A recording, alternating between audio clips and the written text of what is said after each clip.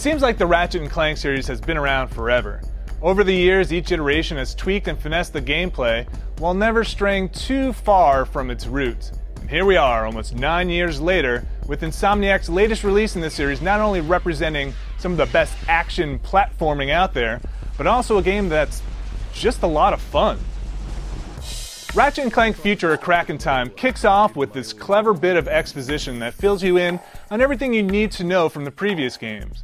Clank has been kidnapped by the Zoni and delivered to Dr. Nefarious in the hopes that Clank will be able to unlock the secrets of the time-manipulating structure known as the Great Clock. Ratchet, on the other hand, is traveling through the galaxy trying to find clues that will lead him to his little robotic buddy. All of this sets the stage for Ratchet's action-packed planet-hopping quest and Clank's more time-based, puzzle-driven missions inside the Great Clock. With the two characters separated, Ratchet will mostly be rolling solo, though he'll occasionally be joined by an ally such as the over-the-top Captain Quark. Oh, great. This rain is going to be murder on my spandex. You'll hardly have time to miss Clank though, as you'll be continually buying, collecting, and upgrading all sorts of ridiculous weapons and gadgets throughout the game. A Crack in Time introduces the modular Constructo line of weapons, which allows you to find and change the parts for a given gun, giving you the ability to customize it to your liking. It's a great system, and the parts for each Constructo weapon really do enhance its properties, enough so that I wound up relying on them through most of my playthrough. There are plenty of other weapons though, and you'll be happy to know they're all as satisfying as they are useful. You'll see the return of a few favorites like the always entertaining Groovatron glove and the rocket launching negotiator. But you'll also get access to some of the game's more bizarre loadouts like the shotgun-esque Sonic Eruptor and the Rift Inducer 5000, which tears open a dimensional hole, allowing a tentacle beast to poke through and devour your enemies for a limited time. All the weapons upgrade and become slightly better as you use them to a maximum level of 5, at which point they transform into a souped-up version of its former self with slightly modified properties. The upgrades come quickly enough that you'll be encouraged to max out favorites and experiment with others just because you'll be constantly rewarded for doing so. Aside from the weapons, you'll get items that will help you with the platforming and puzzle-solving elements, though the real standout here are the hover boots. These not only allow you access to new areas of the game, but they also make traveling the world a lot faster, speeding up the process of feeding that urge to collect everything. Ratchet also has access to an upgradable ship, and you'll be able to directly control it as you scour the galaxy for bolts and upgrades. You'll gain access to new ship features by collecting stray Zoni that are scattered throughout the various levels and planetoids.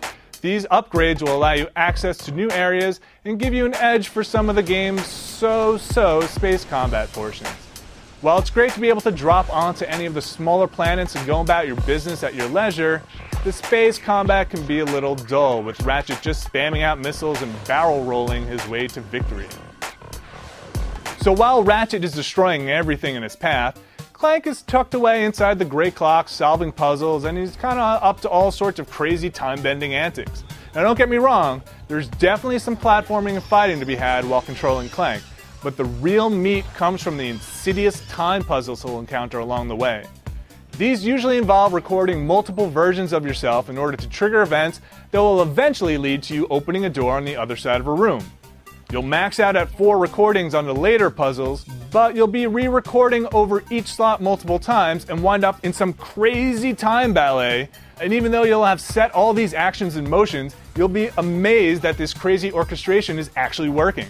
It's all really rewarding, and not only for your ego, but also in the many bolts you'll receive once you solve a puzzle. If you don't care so much about the mind games or the bolts, you can opt to skip them, but you'd really be robbing yourself of some great time-shifting fun. All of this insanity is set against one of the more visually stunning games to date.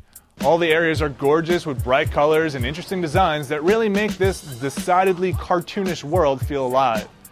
The animations in the game are also some of the best in the business. From the feature film quality cutscenes to the giggle-inducing Groovatron dances, everything in A Crack in Time moves in an appropriately exaggerated manner. It really makes you feel like you're playing through an animated film. The voice acting and music tie it all together, making the presentation one that really shouldn't be missed. So much for clean underwear. So though the humor in the game could fall a bit on the corny side, I definitely found myself chuckling through my playthrough, which lasted roughly around 11 hours. That was with some pretty solid collection going on, which aside from the action, was probably the most rewarding part of my experience. Everything about Ratchet and Clank Future of Crack in Time is set up to keep you rewarded and eager to go out and find more. With its excellent style and varied yet refined gameplay, and a well-implemented collection and upgrade mechanic, this definitely is the best, although the last installment in the Future series, and really has something for just about anyone. Dance, you fools!